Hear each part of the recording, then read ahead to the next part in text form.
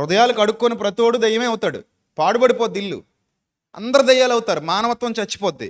అంతెందుకు మొన్న నాకు యాక్సిడెంట్ అయింది ఈ వారంలోనే, ఎక్కడ షాద్ నగర్ దగ్గర హైదరాబాద్. మేము ఫ్లైట్ దిగాం, గద్వాల్ మీటింగ్కి వెళ్తున్నాను, చాలా పెద్దగా యాక్సిడెంట్ అయింది. కానీ ఏం అవ్వాల, దేవుడి దయ వల్ల ప్రాణాలతో హ్యాపీగా ఉన్నాం. చిన్న చిన్న దెబ్బలు పెద్ద విషయం కాదు, పట్టించుకోవాల్సిన పని కూడా లేదు. హ్యాపీగా బయటపడ్డాం. ఒక 2 రోజులు కాలు నొప్పి పట్టింది, 3వ రోజు తగ్గిపోయింది, ట్యాబ్లెట్లు వేసుకున్నా తగ్గిపోయింది. దానికి ఒక మతోన్మాద సంస్థ వాళ్ళు ఫేస్బుక్లో పోస్ట్ పెట్టారు. ఏమనంటే ఆ సంస్థకు చెందిన మతోన్మాద సంస్థకు చెందినటువంటి ఒక వ్యక్తి ఫేస్బుక్లో పోస్ట్ పెట్టాడంట, నాకు పంపించారు ఆ స్క్రీన్ షాట్. ఏమని పెట్టాడంటే, తప్ప తాగి కారు డ్రైవ్ చేసి యాక్సిడెంట్ చేసిన పాస్టర్ విజయప్రసాద్ రెడ్డి అని పెట్టాడు. నాకు నవ్వుకున్నాను నేను. అంటే నీలో ఈ పైశాచికత్వం ఉంది. I don't care about that. నేను నిజంగా అంత తప్ప తాగితే కారు ఇంకొక కారు మీదకి ఎందుకు ఎక్కుద్ది, నీ మీద ఎక్కుద్ది అంటే కదా. తాగినోడు ఎలా ఉంటాడు, నీకులాగా ఉంటాడు. సో నిజంగా అంత తప్పదాగి నేను కారు డ్రైవ్ చేస్తే ఖచ్చితంగా నీ మీద ఎక్కుద్ది కారు, ఇంకో కారుని గుద్దదు, ఇంకో కారు వచ్చి నన్ను గుద్దదు. ఎందుకంటే ఏం జరిగిందో కూడా వాళ్ళకి తెలియదు ఆ భ్రష్టులకి. మేము గుద్దలా, మమ్మల్ని వచ్చి గుద్దేశారు వరుసగా టప్ టప్ టప్ అని, మధ్యలో ఇరుక్కుపోయాం మేము.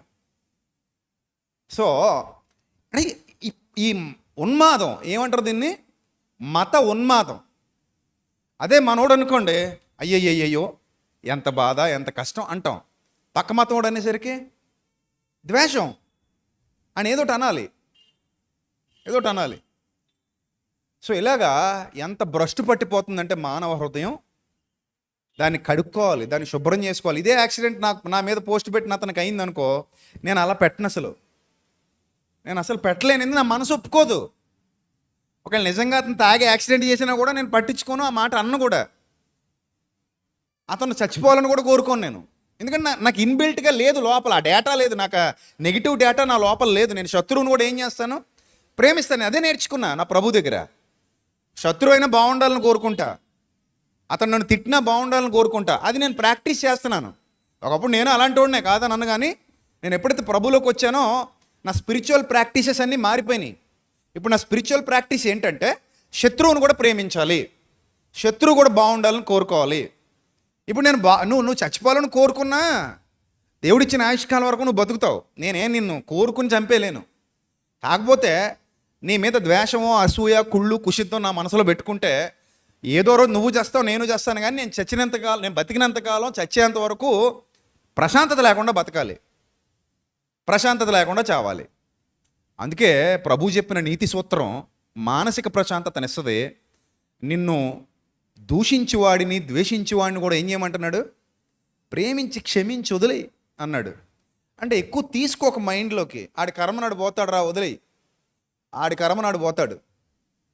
100 మంది నాకు పర్సనల్గా మెసేజ్లు పెట్టారు, అన్న ఏందన్నా మీకు ఇంత పాపులారిటీ ఉంది, మీకు ఇంతమంది తెలుసు, మీకు ఇంత ఇది ఉంది, మీరు కేసు పెట్టొచ్చు కదన్నా అన్నారు. ఏంటది? అలాగైతే నేను రోజు చాలామంది మీద పెట్టాలి కేసులు, రోజు చాలామంది మీద పెట్టుకుంటూ పోవాలి కేసులు. మనకు అవసరమే.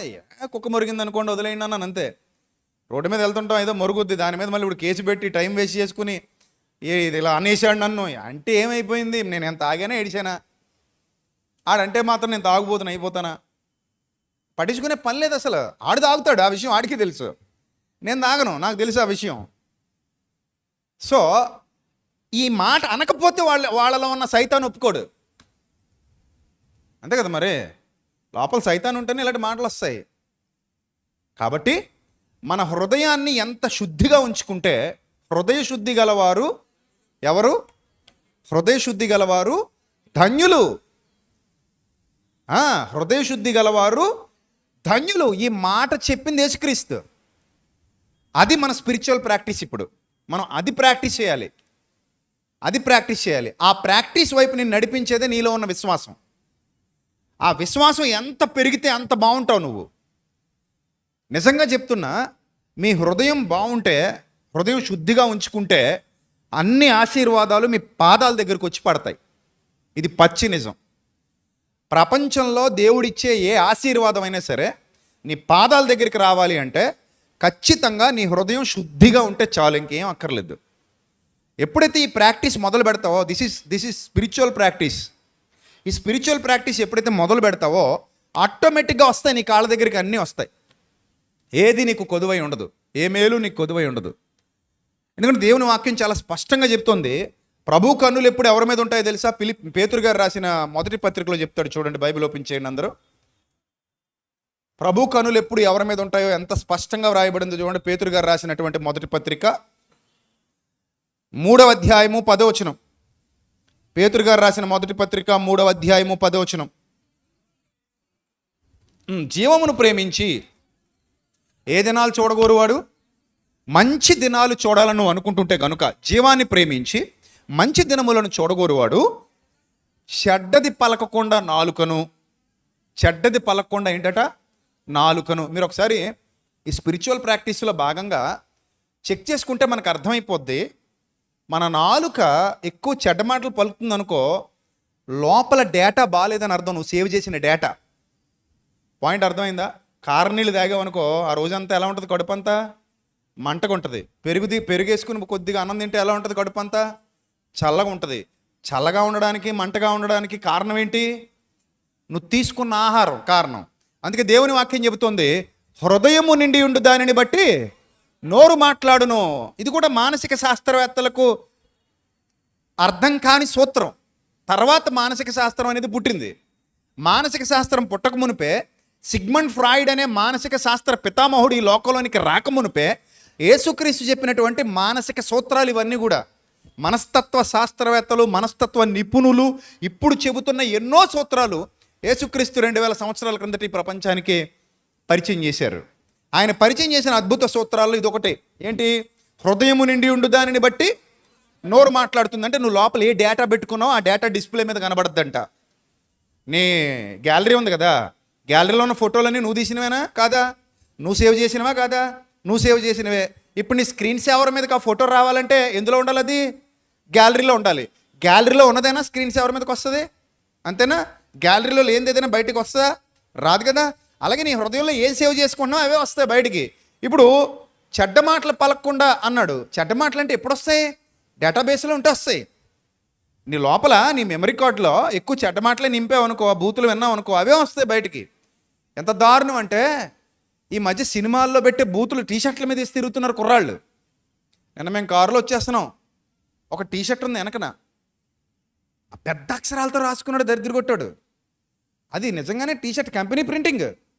అది బూతు మాట. అది బూతు మాట. ఎఫ్ పేరుతో స్టార్ట్ అవుద్ది, FU డాష్. అది పెట్టుకున్నాడు వెనకాల, ఇంత పెద్ద అక్షరాలతో రాసుకున్నాడు పనికిమాలోడు. అంటే టీషర్ట్ మీద బూతులు రాసుకు తిరిగే సంస్కృతి వచ్చిందండి చివరికి. పిల్లలు, యవనస్తులు ఏమి నేర్పిస్తావు ఇప్పుడు వాళ్ళకి? ఏమి నేర్పిస్తావు అంటే ఆడు ఏమంటాడంటే నా ఇష్టం, నా స్వేచ్ఛ అంటాడు. నీ స్వేచ్ఛలో నీ ఇష్టంలో బూతులు రాసి తిరుగుతావా? అలాంటి టీషర్ట్లు కొనుక్కుంటావా?